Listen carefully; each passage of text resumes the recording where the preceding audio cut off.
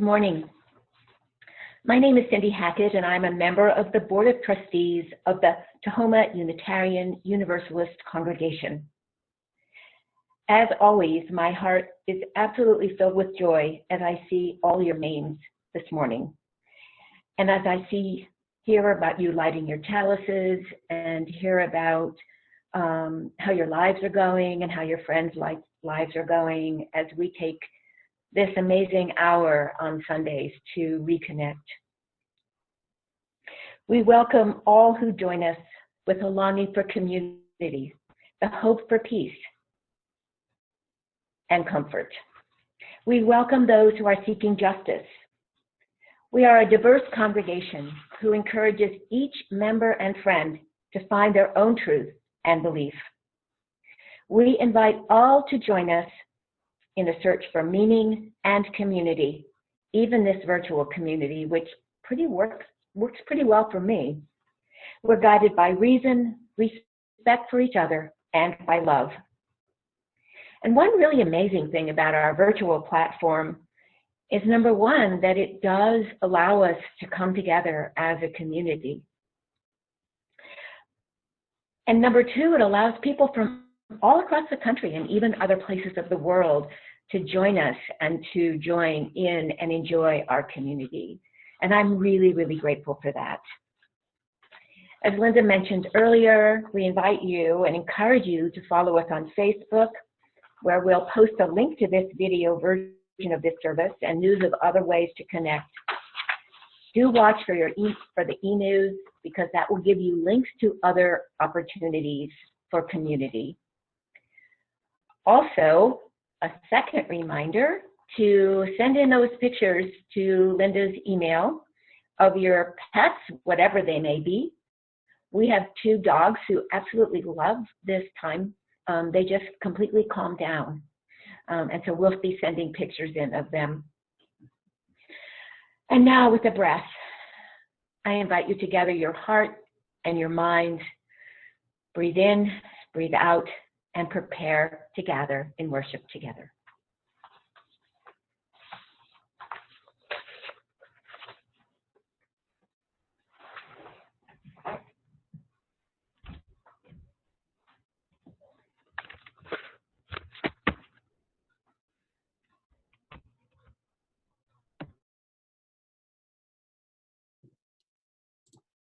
Good morning, I'm Erien Babcock. I'm your ministerial intern. And today our opening words, I have a quote, and it is, "Truly wonderful the mind of a child is." In one of the Star Wars movies, this great master Jedi, Obi-Wan Kenobi, he's trying to figure out where a planet went.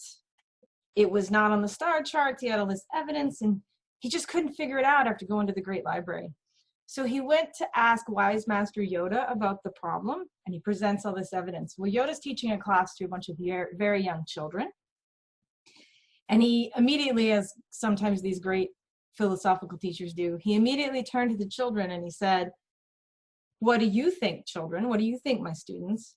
And without missing a beat, one of these probably about 6-year-old students turned to him and said, "Well, it's kind of obvious somebody erased it from the library."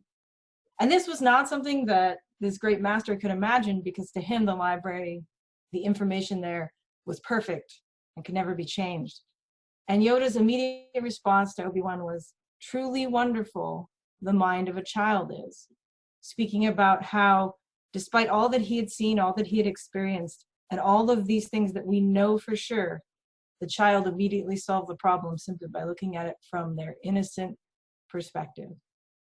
So as you join us today, I'm super excited. So good morning.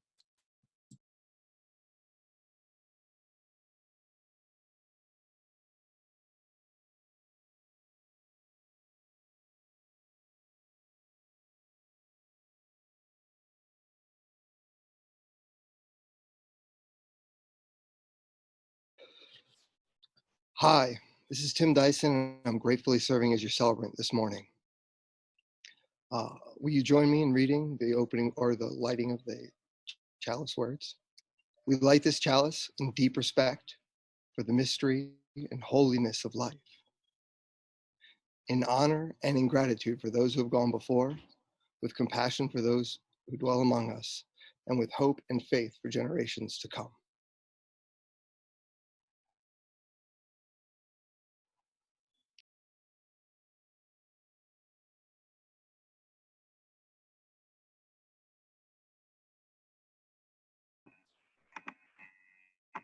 Good morning. I am Nancy Slocum. I am the Director of Religious Exploration for Children and Youth here at Tahoma UU Congregation. Happy Mother's Day to those of you who celebrate. This is the time in the service when I invite children to come forward. So while I'm imagining all the children coming forward, I want to remind families that after this service at 11:30, we do a kids chapel via Zoom. I've sent a link out via email to all the families. If you didn't get it and you want to participate, please email me before 11:30, and I will send you the link. I will put my email address in the chat after I'm done here. I'm wondering, all of you, if any of you have a friend like my friend Barbara. She and I have been friends for ages. We met in college over 40 years ago. We were very young women then. We're not so young any longer. And whenever we get together, which isn't very often, she lives in northern New York State, and so we don't get together very often. But when we do, I just have the most wonderful time with her. And after I've spent time with her, my partner Tom will say to me, "Wow, she's really good for you. You are always in such a good mood after you spend time with her." And I say, "She makes me laugh. She makes me laugh. Sometimes I laugh so hard when I'm with her that the next day my cheeks hurt or my stomach muscles hurt because I've been laughing so hard." And that's a good thing for a friend to make me do. And when I think about it, for a lot of my friends, that's one of the things that I love about them, is that they make me laugh. Barbara is just silly and she's playful and she just says things that tickle my funny bone. Maybe you have someone in your life like that, someone who just makes you laugh and makes you feel good when you're with them. You may have heard the saying that laughter is the best medicine. I've heard that said quite a bit. And I got online to see if there was any truth to that and found that they've done research about laughter, actually have found that laughter has a lot of health benefits. One of the things that happens when you laugh is that it reduces the stress in your body.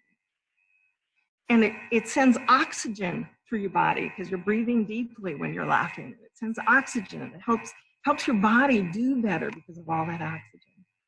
My cheeks would get sore, right? It was working muscles. It works muscles in all different parts of your body when you laugh.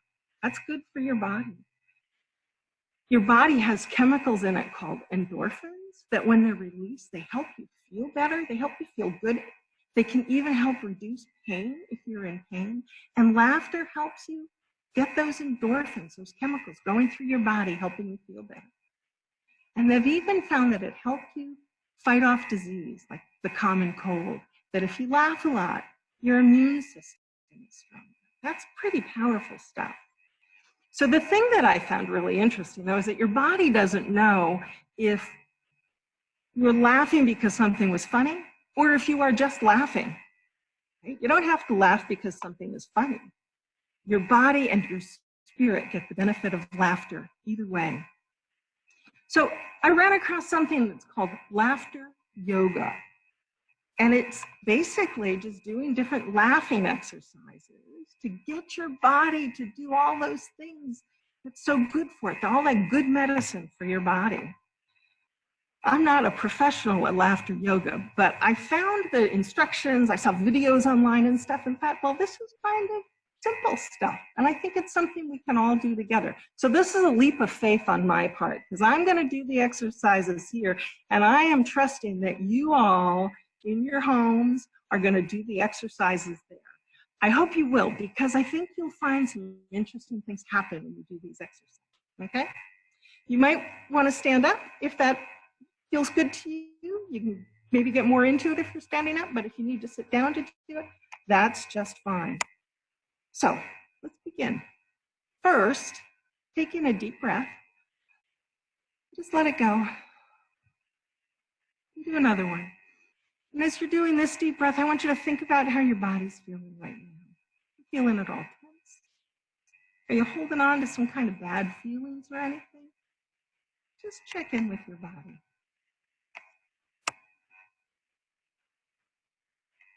So for our first exercise, we're going to do humming laughter. Rather than laughing out loud, we're just going to keep our mouths closed and hum our laugh. Okay, so I'm going to start, and I want you to all to just join in, humming laughter.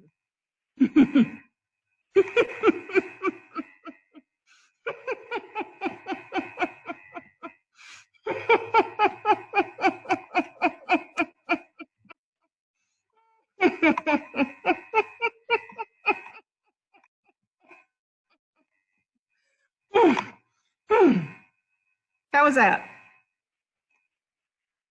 Feels a little funny, I know. Just laughing when nothing strikes you as funny. But let's try another one now. Let's take a deep breath. Let it out. This next one is going to be silent laughter. No sound coming out of you, but just laughing silently. And I want you to really give it your all. Make it, you can start slow, but make it a great, big, good, raucous laughter, but no sound. Ready? Okay, here we go.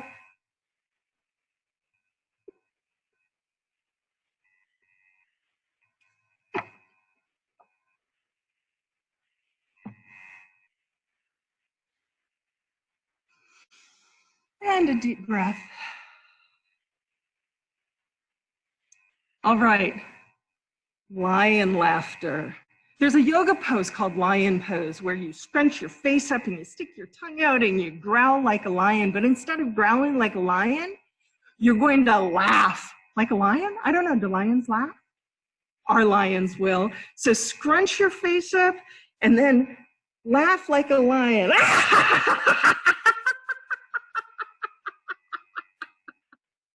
Do it again, ready? Scrunch up.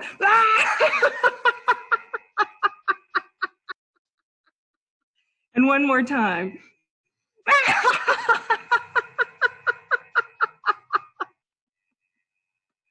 All right, deep breath in and out. And our last one, it's called gradient laughter. Gradient means you kind of increase slowly over time and then decrease slowly over time. So I want you to start with a laugh, like imagine you're in a place where you shouldn't laugh, like maybe in the classroom or in a movie theater when it's a serious part of a movie. But something strikes you funny and you kind of have to keep that laugh in where you're trying to stifle that laugh. And then finally you just can't hold it and just let it out. So ready? We're going to start slow and we'll let it out and then we'll get slow again. Stifle that laugh. Okay? Ready?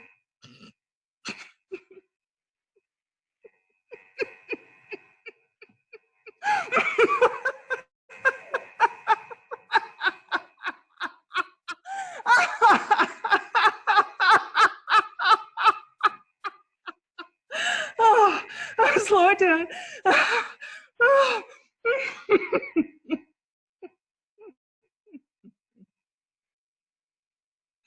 All right, take a deep breath and breathe out. How do you feel? Take another deep breath in and check in on your body again. Does it feel any different? Does it feel better than before we started? I'm going to share a little story, personal story here. The last few days I've been a little down in the dumps. Friday was my granddaughter's birthday, and I couldn't be with her for her birthday. We did a drive-by parade, and that was a lot of fun, but I wanted to spend the day with her. It left me feeling a little blue, and even this morning when I woke up, I was still feeling a little blue. Even thinking, oh, I wish I didn't have to go to church today. And then, as I do on Sunday mornings, I get up early, and I practice the Time for All Ages. And I practice this, and I'm in my basement rec room doing this laughter stuff at home. And all of a sudden I realized I felt better. I wasn't down in the dumps anymore. I think I think there's something to it when they tell us laughter is the best medicine. Maybe it's not the best medicine, but it's some very good medicine and a really good way that you can take care of yourself. And you can always remember, it doesn't have to be anything funny to laugh. I hope you enjoyed that. Thank you all.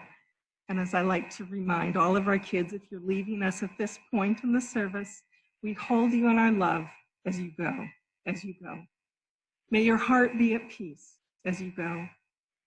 To nurture the spark of your precious life, we hold you in our love as you go.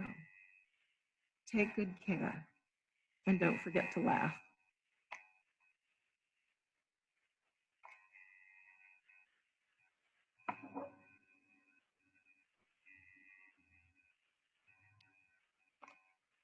Now,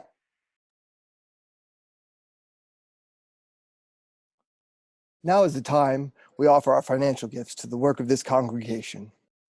Until we are together again, we are suspending our Share the Plate guest organization and will resume once we gather physically in our worship space.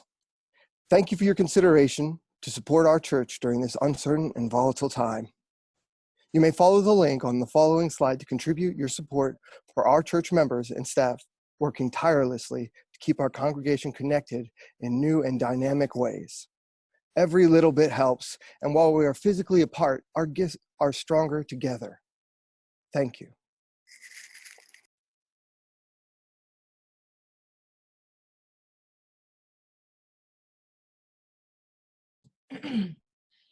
For our meditation today, I have a short poem by A.A. Miller. Now we are 6. When I was 1, I had just begun. When I was 2, I was nearly new. When I was 3, I was hardly me.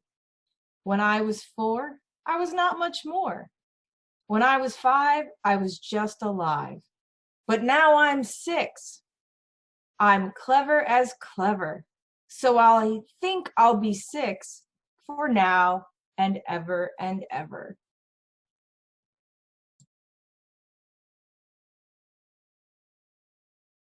Excerpts from What to Do When You're Scared and Worried by James J. Christ, PhD. Being scared and worried often leads to feelings of loneliness, but you're not alone. And you don't have to try to handle all your fears and worries by yourself. The power of scared feelings is a clue that fear might be taking over. When fear is huge and comes up every time you think about the thing you fear, or you're around it, your heart pounds, your muscles tense up. You might even feel dizzy. This is your red alert turning on. This is a sign that you are letting the fear get in the way of getting to do things. You might even know that you don't need to be so afraid, but this does not make the fear go away. Sometimes you need help to get past these. Fighting fear is not easy, but it can be done. To help yourself stay stronger and calmer as you face your fear, try some of the fear chasers and worry erasers. So in closing, we offer up from chapter 3 the following fear chasers and worry erasers. 1, get real about your fears and worries. 2, flip the switch from negative to positive. 3, get your mind off your worries. 4, get active. 5, be aware of what you eat. 6, practice deep breathing and visualization. 7, relax those muscles. 8, write about your feelings. 9, be aware of your red alerts. And number 10, tell others what you've learned. And this can be found in our library at church, in the book, What to Do When You're Scared and Worried by James J. Christ. Thank you. Oh.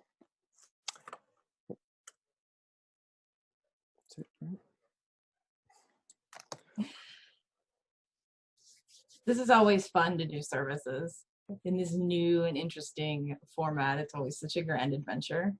So these last few weeks, I have been, since we've been on lockdown, I have been serving the congregation to the best of my ability as your ministerial intern.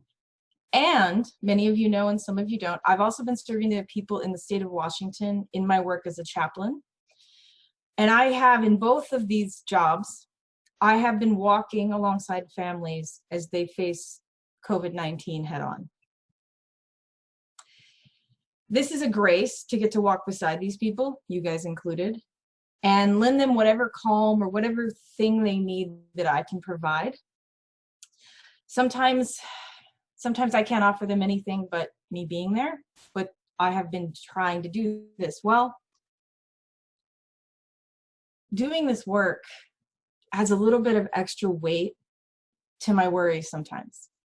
I don't get to go to the grocery store even with my mask on. I've been in extra lockdown. And I think that's a good thing because I'm still able to do something. But I think about this as a little bit of a weight on me. I don't think that it's any heavier weight than what anyone else is facing. It's just a weight I'm facing. So when I was thinking about what I wanted to write, I thought about this. And in an attempt to care for my own soul, my mind, my heart, and to make sure that I don't have like lasting trauma from this work that I'm doing, this beautiful work that I'm graced and lucky enough to do, I've been focusing on the joy of some small things and ways that I can use fun and ways that I can use laughter, which bless laughter yoga, but ways that I can do that to do the work and to give back in my free time. And funny enough, this is the same coping that children do and children need to thrive in times of crisis. So as parents in the world, we forget about the power of fun in dealing with stress. We're adults, we have to be adult-like. But when grappling with how to parent ourselves in this world, we get overwhelmed. And in times of crisis, and especially in times of community crisis, this becomes harder. It becomes harder to make choices. It becomes harder to just be sometimes. Sometimes you just got to let it be, let alone moving forward with our lives, with whatever growth we're happening to experience. So the first step in keeping this manageable is to turn away from parenting the world and maybe just parent yourselves. Like just look inward. This is a good time for that. So today I'm holding this. I'm going to try to focus on keeping our time together simple, real, and as fun as I can. It got a little serious, and that's okay. The reading today was reflective of this. This is a children's book. This is actually the book from the reading, and it is in our church library. After I Lysol this, I will return it to the library, so when we get back to normal, you guys can read it again. However, it's supported by life experiences and studies that show that when a person or people, all of them, whether they're an adult or a child, face extraordinary stress, their ability to cope sort of falls away. And this is what children experience every day because they haven't developed or learned the ability to cope. So when you parent yourself, when you're walking this path that we're all being made to walk, you should think, I'm hoping that you think and turn to the ways that you would help a child cope. So in parenting yourself, you're still parenting the child you are within. So I want to talk about that. That's what we're talking about today. A little serious, but I want to try to have as much fun with it as I can.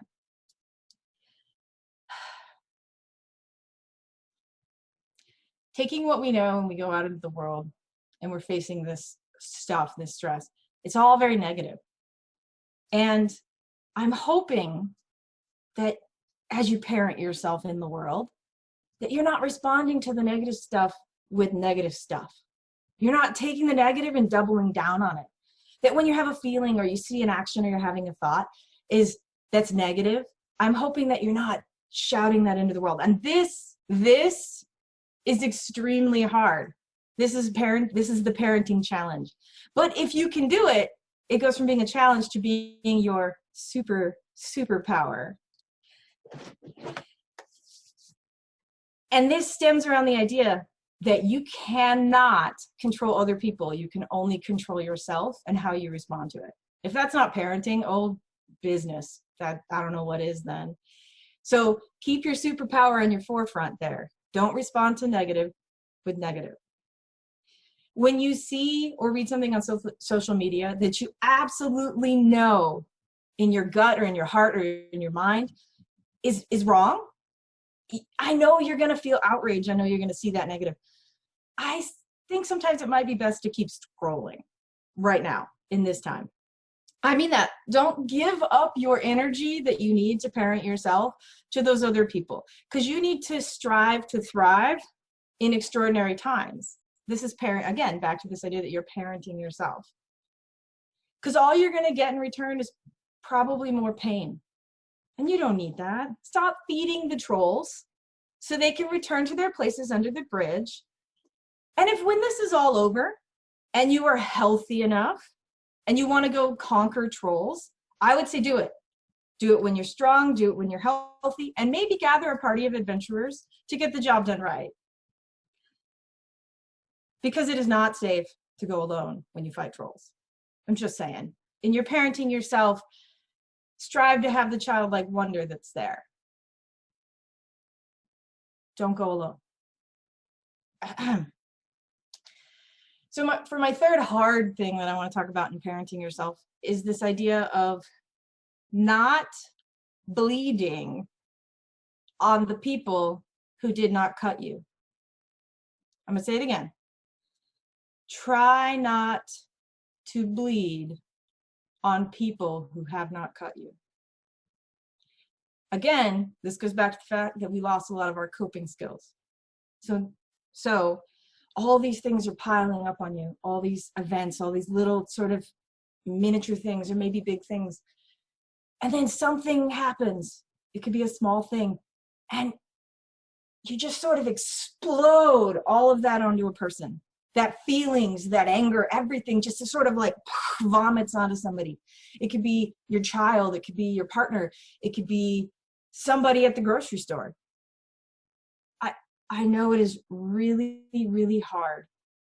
And what I would ask you to do is to try to find the love that a child has, that innocence and the wonder, and not explode out in this time. I know it's hard. Don't bleed on the people who didn't cut you. Just don't do it. And if you do, immediately apologize. And then apologize and forgive yourself. Forgive yourself. That's something we often forget. You explode and you apologize to the person you exploded on. But maybe you need to forgive yourself for having that momentary loss. Because part of parenting yourself is loving yourself. Just because I love you and I think you should love yourself. Just saying. So now that we chatted about some of the like harder things about parenting yourself, I want to try to transition to some more fun stuff. I am a person who loves things that so much of normal society considers to be for children. I don't care. I embrace this as a huge part of who I am, and I have learned through growing up and becoming a child adult that I love myself for it, and that's okay. And I use the things that I love to live my UU values into the world. I attempt to do good things with it. And while it might not seem very adult-like for some people, never mistake that this is a childlike wonder I use to power my actions. I consider keeping this wonder alive part of my core of parenting myself. I would wonder what childlike wonder you guys have, but yeah, you don't have to answer. You know I like to ask questions. So the biggest way that I manifest this childlike wonder into the world is my participation in a Star Wars charity costume group. Yes, I dress up in Mandalorian armor and I work to bring the light of the universe into some of the darkest spaces in the universe. I have been doing that work in addition to the work at the hospital, in addition to the work at the congregation. I have been volunteering with my free time to create videos for children in hospitals across America right now. These videos are going to other places. Yes, I dress in plastic armor and I read to children.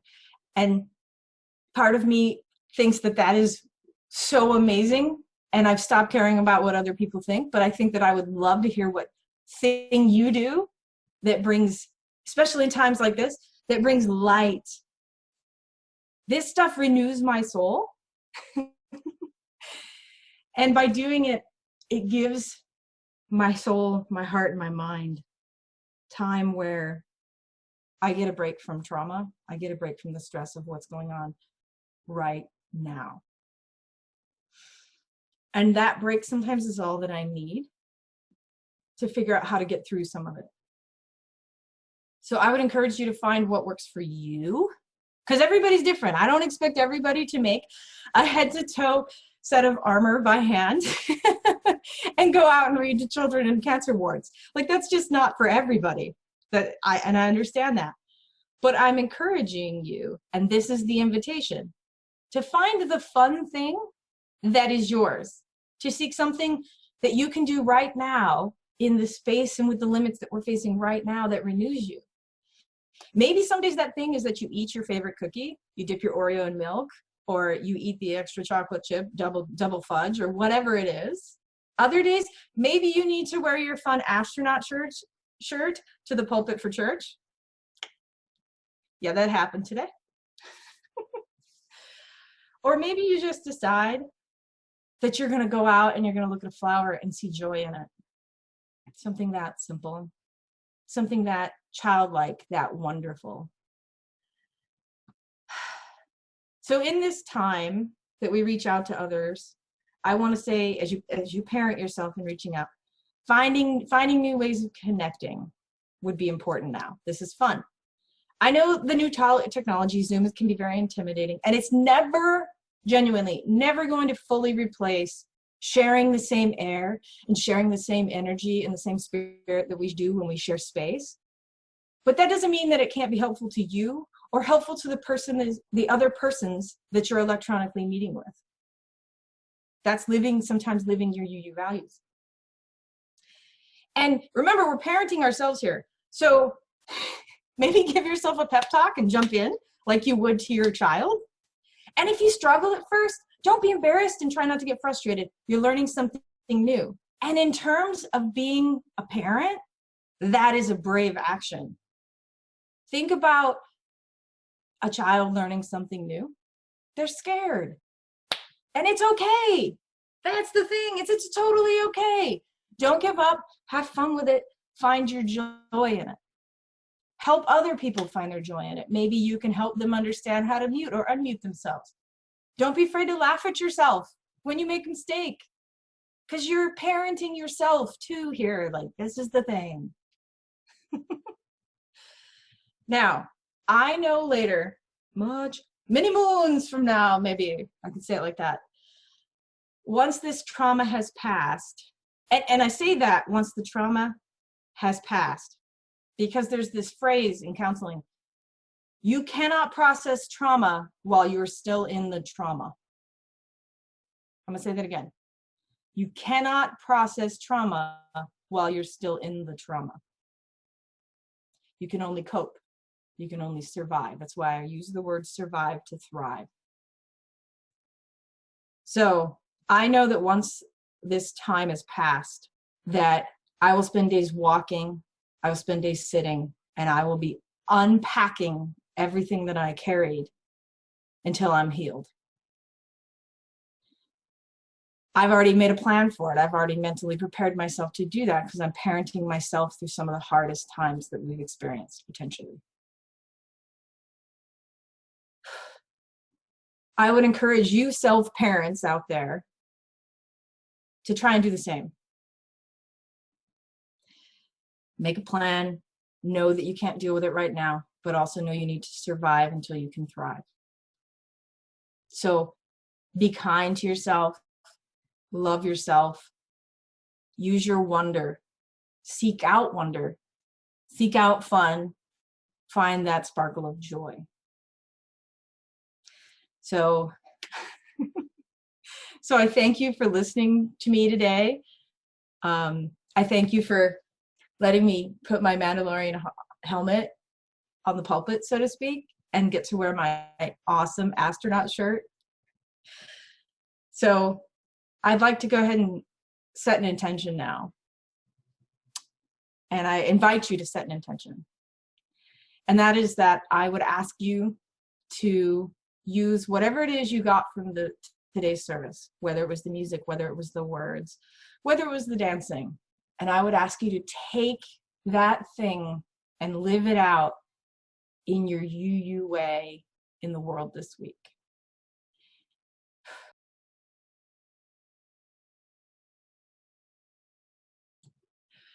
So for our closing words today, I have a poem from my childhood that I'm going to share. It's from the book Light in the Attic.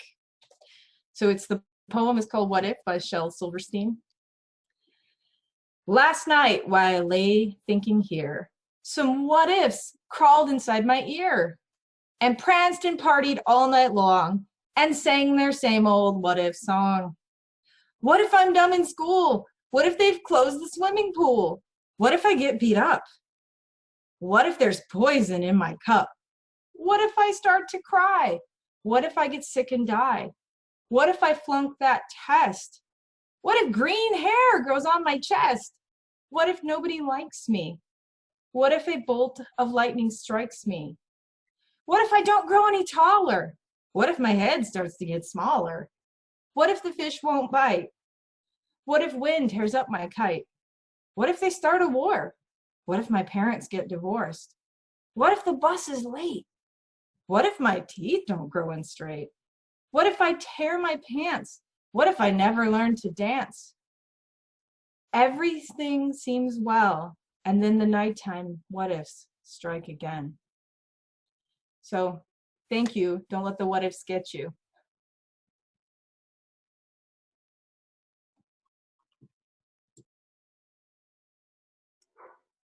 Please join as we extinguish the chalice. The words can be found in the chat. We extinguish this flame, but not the light of truth, the warmth of community, or the fire of commitment. These we carry in our hearts until we are together again. Now please join in our closing blessing song as Patty sings us out.